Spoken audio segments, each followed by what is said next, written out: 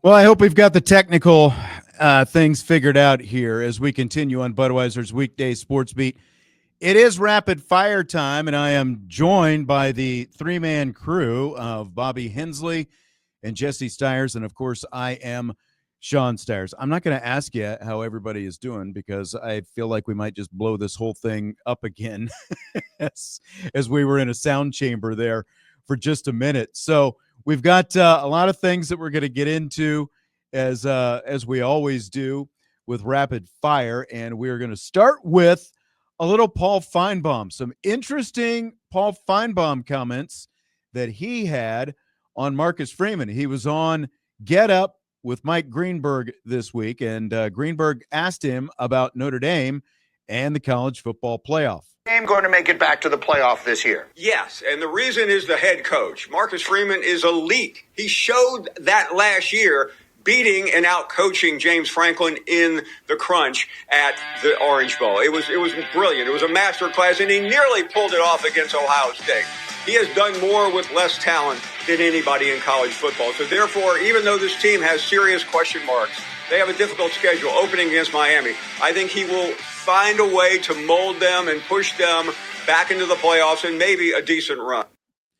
All right, so fill in the blank. The fact that Finebaum is so high on Notre Dame is blank. Is making me uneasy at the end of the day because all Paul Finebaum has done in his career is, talk a lot of smack about Notre Dame. And so when you start hearing him talk nicely about Notre Dame, you're like, oh, this is kind of uneasy. Like, where's the catch with this? And I do agree with him that this is because of Marcus Freeman at the end of the day. And I think that Paul Finebaum is not a huge fan of Brian Kelly, if we're going to be honest. So it is nice to hear him talk so nicely about Marcus Freeman, but we all know that Marcus Freeman is a difference maker and the reason why Notre Dame was able to go to a national championship last season. He continues to recruit at a high level, and we're starting, he brought up the talent. And yes, Notre Dame has a lesser pool of talent right now, probably compared to, Ohio State and some of the other people. But at the end of the day, he's getting it turned around. And last season was kind of, a cart a bit ahead of the wagon type situation. I think Notre Dame is going to continue to stack this talent that Paul Finebaum is talking about. So I wouldn't be surprised if, Notre Dame continues to go on these long playoff runs. Well, I think a lot of Notre Dame, too, as we get to the more of the transfer portal era, it's going to be more and more about what their brand is and what they can offer players to come in. So, yeah, they can still bring in some high school recruits, but they also have the ability to bring in these guys from other colleges that fill the holes that might be temporary. And they're almost an independent school that's at that level of the SEC, which is what Paul Finebaum loves. He loves the SEC. He wants anybody out there to be on that level because he thinks they're the best. So he thinks Notre Dame's kind of getting close to it. And as an independent, they can often do that, which is great. Not a lot of teams have the ability to go out there and recruit players and have the schedule, the flexibility that they do. So I think that he's actually right. I think there's a path really that Notre Dame should have. I think last year when you look at it, they, one bad loss, but they could have won every single game on their schedule. Not a whole lot of changes this year and still a lot of talent in place. So I don't see how they don't have a path to make the playoff. This is a total disaster in the studio today. We had all kinds of crazy stuff going on. I was trying to get it fixed, and it just got a little bit like, I think it still sounds good right now. But I was just shocked to hear Finebaum speak this highly of him. I wonder how much of the shine that Finebaum is putting on Marcus Freeman, because like you heard in that very high praise of Marcus Freeman, you also heard a little bit of shade going right back to James Franklin at the same time about how he outcoached James Franklin. But I think that does say a lot about Marcus Freeman and where he is as a head coach right now, because you've got a guy like Franklin who's been around as long as he has, who is still out there trying to prove his worth, trying to prove that he can win a big game, which he still hasn't done. And here's Marcus Freeman out coaching him in the biggest game of either one of their careers last year. at the same time. So I think it's obviously very well-deserved praise, but it's like we're not used to hearing this. And I think you were saying it, Jess, about like he probably also doesn't like Brian Kelly, like to hear Finebaum heap this kind of praise on anything to do with Notre Dame is so unlike anything that we have seen in recent memory.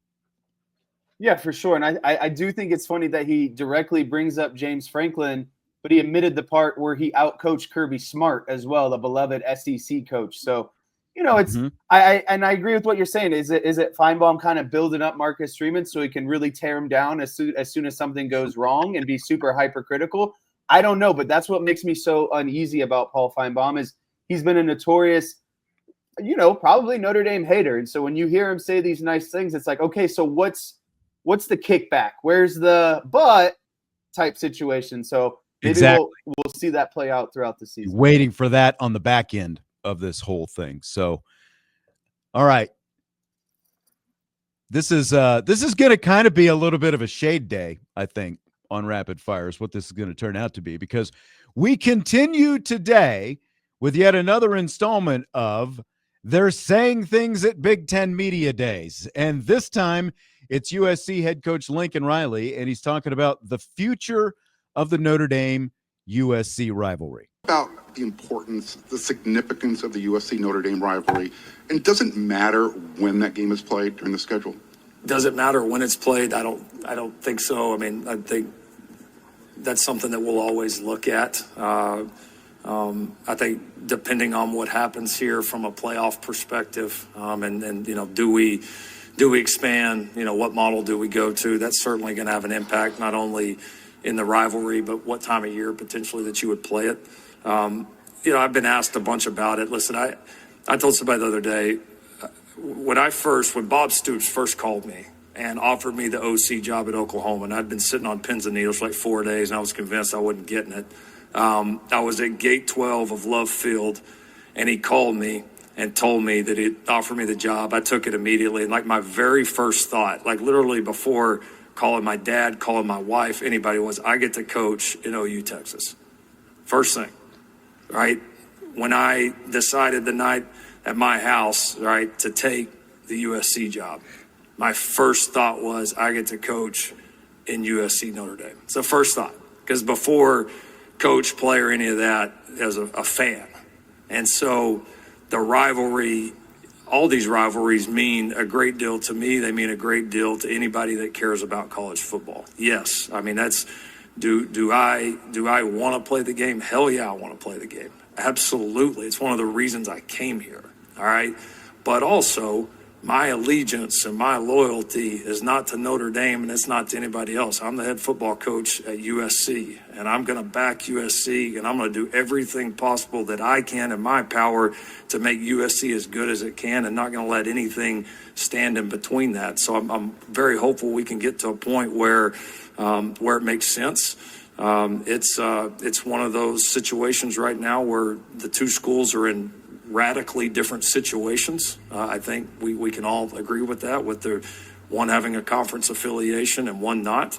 And I think it's I think there's a million reasons why that we should very seriously, as a college football community, that we should adopt the automatic qualifying in terms of the college football playoff. And this might be the most important one, right? Is that we give every reason for college football to preserve non-conference games that mean a lot to the history of the game and to the fan bases and the former players and everybody that's been associated with it. So I'm very hopeful that we can get there, and I'm very hopeful that we play this game forever. Oh, he did go on. He did go on. I could not wait for that to end. Yes, I know. Lincoln Riley. Man, there's a lot there, Jesse. I'm going to need a translator on that. Yeah, I think this is really easy. Lincoln Riley cares about the Notre Dame rivalry if it doesn't impact his overall record at the end of the season and hurt his chances to make a college football playoff. But if you expand to a 16-team format, you have the ability to lose more games or lose an out-of-conference game. So Lincoln Riley, point blank, does not care about this rivalry unless it benefits him at the end of the day. And right now it's not benefiting him because it's another loss on their schedule, and it's another way or another reason why they're not getting into the college football playoffs. So as soon as they expand, he'll be all about playing Notre Dame in a tough out-of-conference schedule. But right now, all of these conferences, and not all of these conferences, the SEC and the Big Ten, particularly the Big Ten, all they want to do is whine about the non-conference schedule and beg for an expanded playoff format because they're going to play easy teams. That's right. And they want their bids into the dance. And so playing Notre Dame is not an easy task and is a roadblock for USC right now. That's exactly it. We talked about this yesterday. We need to dispel the myth that the Big Ten schedule is difficult just because they are playing 9 games.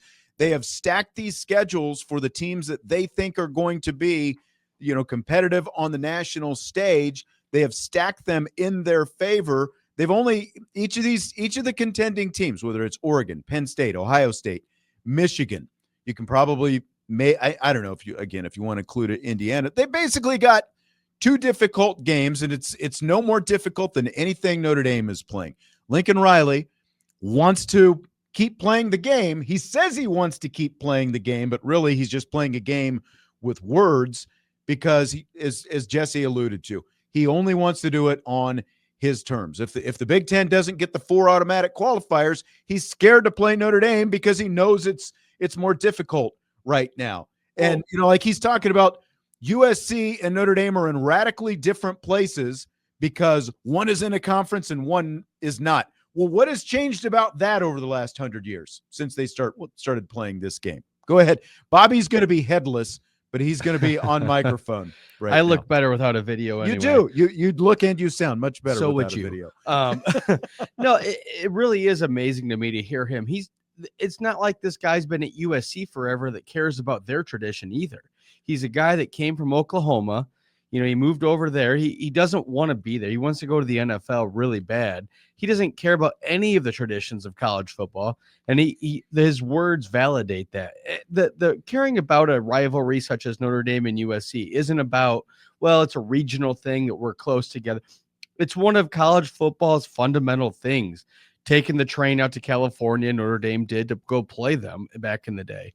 So the fact that he really doesn't care, and he's kind of playing into the narrative that, well, let's build the playoff out even further, so losses mean even less, and then it doesn't matter. Like, yeah, I guess if we're going to play him, but maybe it shouldn't. Like, I don't know. Everything he said about that just seems slimy, and like he's not really invested in anything. And he's just doing coach speak to the media where he doesn't really care. And like I say, it bugs me that he's not really even a USC guy. Right. Like, it's not where he came from. It's not anything to do. He took his Oklahoma team out there and then just got rid of Oklahoma real quick. And then they went to the SEC. I think he's just a little hurt all the way around and wants himself to look good, but he's not. He just doesn't care. So Jesse, I got a final thought on this. hit it. If you can't beat Notre Dame, you don't deserve to be in the playoff. That's exactly right. Yep. That's exactly right. That's a good point. Is that it? Blank.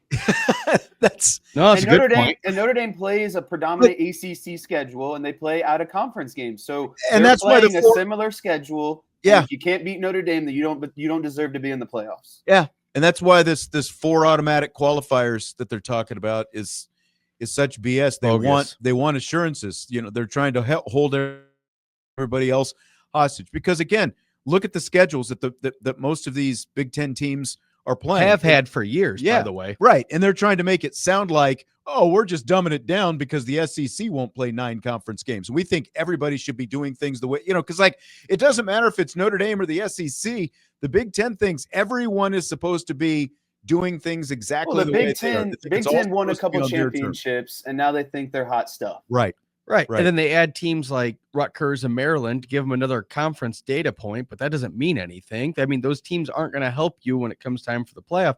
The playoff is like Michigan for years. They'll play UNLV, or they'll play these bad teams, Hawaii a couple years ago, and then directional Michigan, and they're 5-0 every year, and they haven't even left the state of Michigan until October or early November. They've always been playing this game to try and make themselves look good just by record. And if you don't look at who they're playing, it doesn't really help them. All right, we got more coming up. I've got some James Franklin comments. I saw someone in the YouTube chat made a comment about what James Franklin had to say about Notre Dame because he just can't help himself, apparently. So we've got that. We've got more Tony Petitti in the college football playoff. Dan Lanning has got his own playoff. It just doesn't end with all these Big Ten guys. We've got more as we continue with Rapid Fire and Budweiser's Weekday Sports Beat with Irish Breakdown coming up next. Budweiser's Weekday Sports Beat with IrishBreakdown.com on Sports Radio WSBT. Well, we just got some good news. We've got a rain delay with the South Bend Cubs. So we're going to have a little bit longer rapid fire for you tonight as we continue. Sean Stires, Jesse Stires. Bobby Hensley is off camera. Bobby actually came into the studio tonight. We've got a computer set up for him in another spot, and then we had all this reverb feedback and everything else. I did nothing wrong. Want that on the record that I did nothing wrong. I didn't cause the rain delay. I didn't cause the tech issues. There's rumors. Yeah, there always are. There's rumors. All right. So before the break, we were talking a little bit about the Big Ten and Lincoln Riley and his whole, are we going to keep the Notre Dame USC thing, rivalry going? And Lincoln Riley gave us a bunch of self-serving BS ultimately at the end of the day. As usual. In the meantime, we've still got James Franklin from Penn State. He just can't seem to stop himself. He had this to say about Notre Dame and conference membership at Big Ten Media Days this week. Quote, everyone should either play a conference championship game or everybody shouldn't play a conference championship. Everybody should be in a conference. I said that last year at a press conference before playing Notre Dame. Everybody thought I was sliding Notre Dame. I've been saying that for 10 years. If I didn't say it in that moment when I was asked the question, I'd be a hypocrite. Like I'm going to say it now because I've been saying it the whole time. End quote. James Franklin. This is blank. It's just James Franklin being butthurt. He can't really help himself at the end of the day. He spouted off during the press conference. He said all the things he said about Notre Dame needed to be in a conference and, Notre Dame and the stuff that he said about Marcus Freeman. You know what? Why don't you beat Marcus Freeman in Notre Dame? Then you can have all the opinions you want in the world. But when you lose, you have nothing to stand on. You have nothing to stand on because what does a conference do for Notre Dame? Are you trying to say that they didn't that their path wasn't deserving? If that's the case, well, they beat everyone and went on to a national championship, right? And so I really don't understand what you're getting at when you said that, because if Penn State if Penn State could, they would be independent still right now, but they needed the Big Ten Conference. Notre Dame doesn't need a conference when it comes to college football, and they have a path to the playoff at the end of the day. So if you're James Franklin, you want to make these sort of statements, then why don't you beat Notre Dame head-to-head? Because is Notre Dame not tough enough because they don't play in the conference? That doesn't seem right because they sure as heck were more tough than Penn State in the second half of the game. So, again, what is he getting at by saying these things? Because on the field, he's getting whooped by Notre Dame currently.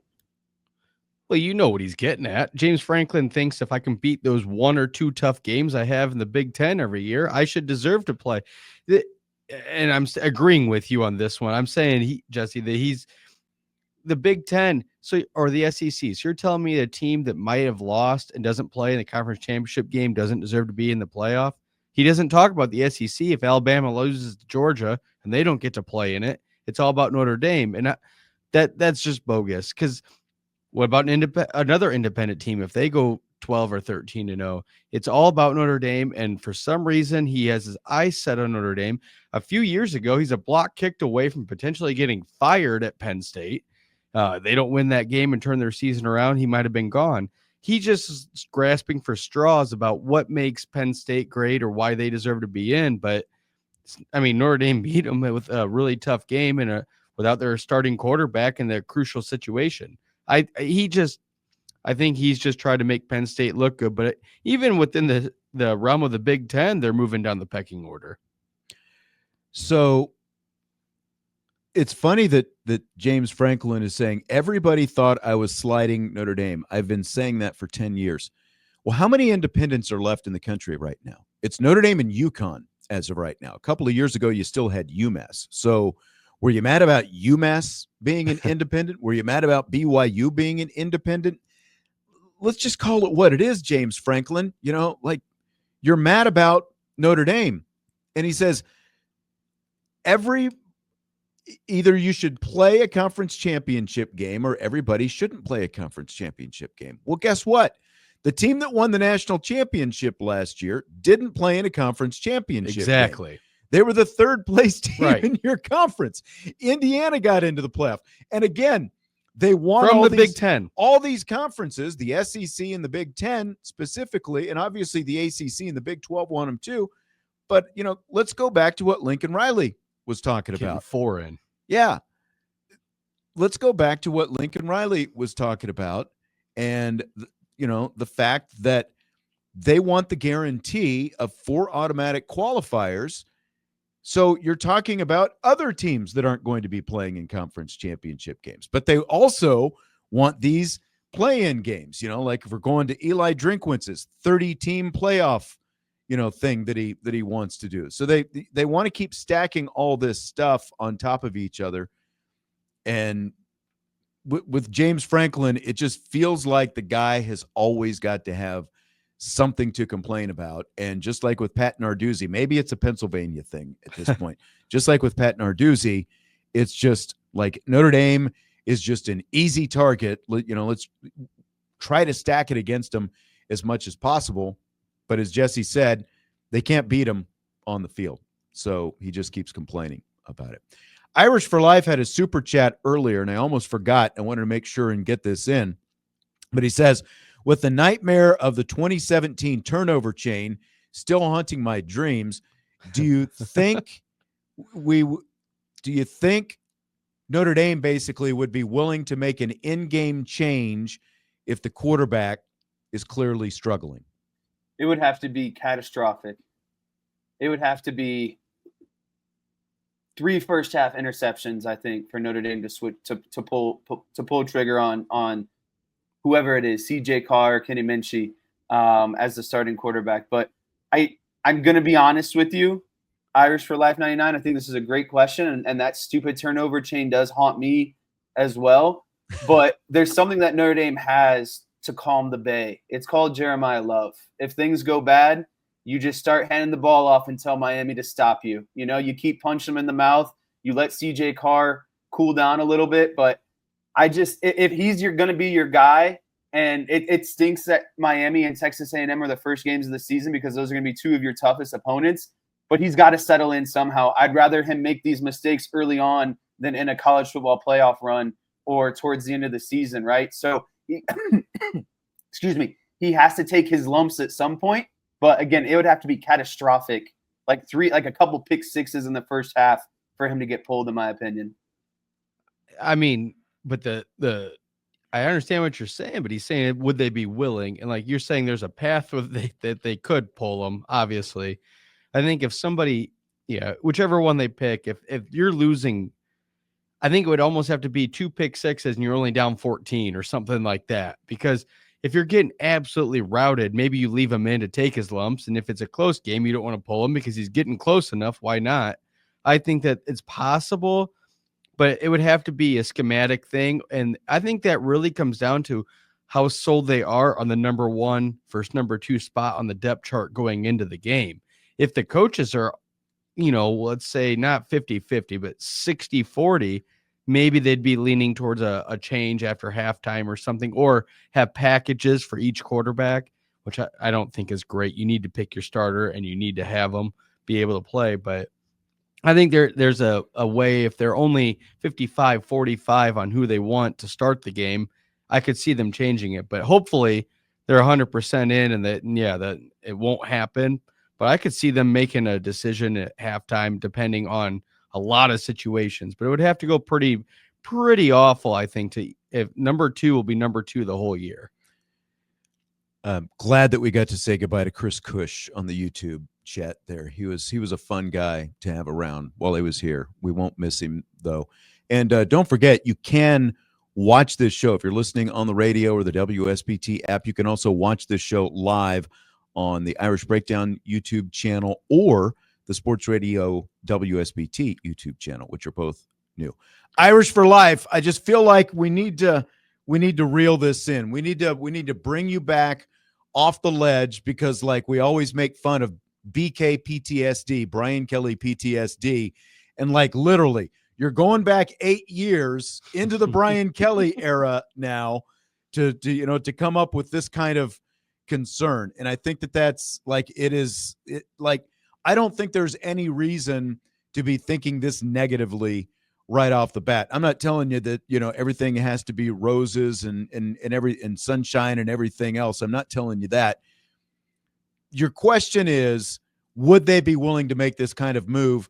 My answer is like what Jesse said. It would have to be so catastrophic, like in the first, like it would signify in the season opener that you weren't that sure about the quarterback going into the game if you were going to make a move of that kind in the first game of the season. And I don't think that is the mindset that they're going to have. I think that they're going to feel very confident in the quarterback that they have.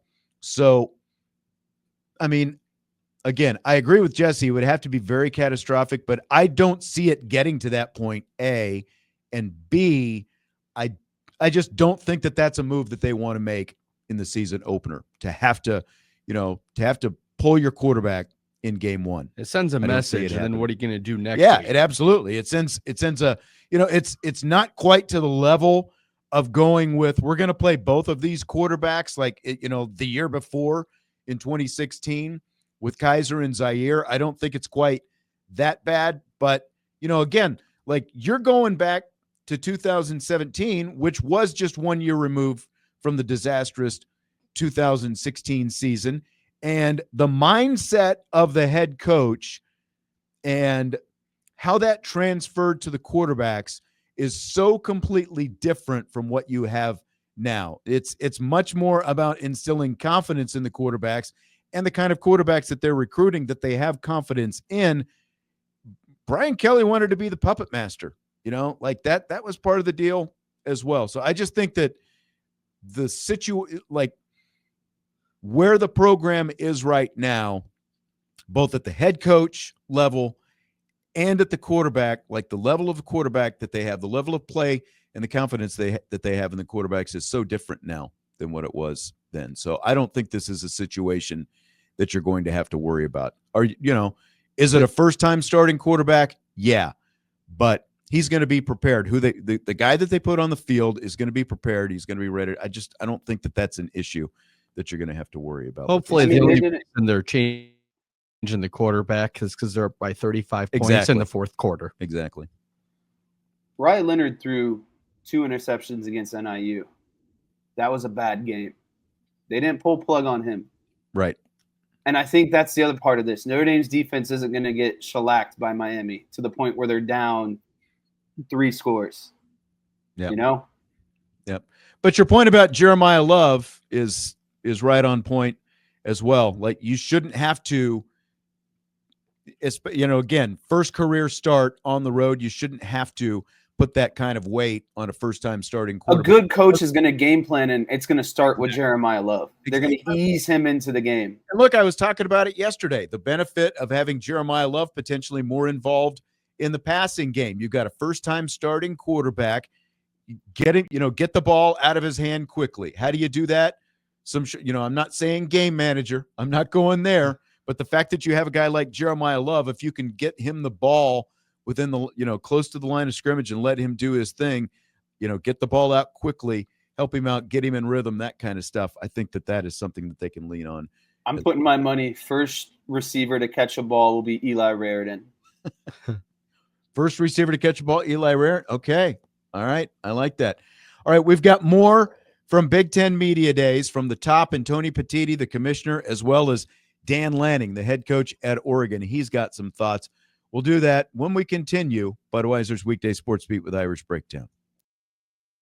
This is Budweiser's Weekday Sports Beat with IrishBreakdown.com on Sports Radio, WSBT. We are winding down on Budweiser's Weekday Sports Beat with IrishBreakdown.com. Sean Stires, Jesse Stires, Bobby Hensley. Jesse, you had something you wanted to lead with? Yeah, I just want you guys to give me a little bit of time at the end. I have a question that I need everyone's input on. Okay. That's been eating at me. So it's just a life question. Okay. I want your guys' opinion. I would like the chat's opinion. All right. So just schedule a little timeout for that if you don't mind. Curious to see, like, how much time do you We think can just it's do gonna, it now. Let's do it. You want to just do it now? We can All do right, it let's just jump right into it. So as you all know, I was on my bachelor trip this past weekend, and the weekend, about a week prior, one of my buddies, kind of bailed out and said that he can't make it due to his cousin was going in the Navy and they were having a going away party on the same day. And I was like, oh, okay, cool. And then he started texting Matt, one of the best men in my wedding, the guy who helped organize the trip, about getting his money back. And he called me the day before. Oh. He called me the day before and he's like, yo, Matt's not texting me back. Like, how can I get my money back? I need that money back or whatever. And me and all my friends are in the conclusion that he just has to eat that. Like, because that's not on me at that point. Like, we've been planning this out for months. And you approached me a week before after everything's paid for. Because, like, what am I going to do? Go back and ask people for an extra, $40 to $50 each? Or me, Matt, and Caleb just supposed to eat that money three ways? Like, I feel like this is – you listen to the Ryan Russillo podcast sometimes, don't you? I do. Do you listen to the end when he does life advice? I do. This is I needed this life advice. This is the life advice question. Maybe you should just email Ryan Russillo about this because he likes to dole out the info. How much money are we talking here? $350. That's a pretty good chunk. But it was for the Airbnb for the weekend. The 3 nights, it turned out to be $350, around $350 each. I guess my question is how much before this did the money get paid? He paid all of it. Right, but but how long in advance has he paid this? Oh, he paid this months in advance. Yeah, and he canceled a week out? Canceled a week before. I mean, it's kind of the same as a hotel. If you cancel that close, you lose your money, I think this is an eat it situation. But I'm like the least confrontational person in the world, and this is one of my friends in Cleveland, so I see this guy pretty often, and so I don't want this to ruin the friendship. I don't want there to be hostility. Is he in the wedding? He's not in the wedding, and he's got a conflict the weekend of the wedding too. So not only could he miss the bachelor trip, but now he's got something where he can't even make the invitation to the actual wedding. Yeah, that's his. I think his swan dong says this is a good response here. That's his wedding gift to you, is what that is. Yeah. So you can't ask for it back because you guys planned the whole house, a number of people. All of that was planned based on what he was committing to. Because what if they all backed out? I don't think you're a bad guy, but what if they all backed out last week? Then what? Are you going to just front it for all of them that backed out? Like, just because he's the only one doesn't make it okay. And also, maybe we wait until after to bring up all right, I know you guys had to go through it, but maybe, and is there any chance I could get some of that back? But don't. And that's what I was saying is I told him because he called me the day before the trip, and I was like, listen, we got a lot of bills that we're going to have to figure out. Let us get everything settled, let the dust settle from the trip, and we'll kind of maybe figure something out. But he hasn't even given us that grace. He's already texted me again about it. Hey, did you talk to Matt about my money? And it's so he's been hitting you pretty hard. And twice you're not his priority. But we planned this trip starting back in February and March. We got the place booked in April, and he paid by May. Right. That's what I'm saying. If he paid 2 weeks ago and then forgot, and then there was something this week, it's still not okay, but I could at least understand his side. And I mean, cousin is the reason for missing the weekend. I don't know how close he is to his cousin, but it's a cousin. And missing the wedding. You don't invite your, most people anyway. I realize some people are closer to cousins than others, but it's do you invite your cousins even to weddings and stuff like that? I think he's got to eat this pretty hard. Someone said with mustard on it. Plus, you're the one that has it. I'd be curious to know if there's anyone who thinks that the guy shouldn't have to eat this money. So, yeah, like I say, you guys already got his money, so it's at your grace if you want to give it back to him or not. But he doesn't hold the cards you guys do. Yeah. All right. Yeah. All right. I'm glad. Was it a good party at least? Oh, unbelievable. All right. There we go. All right.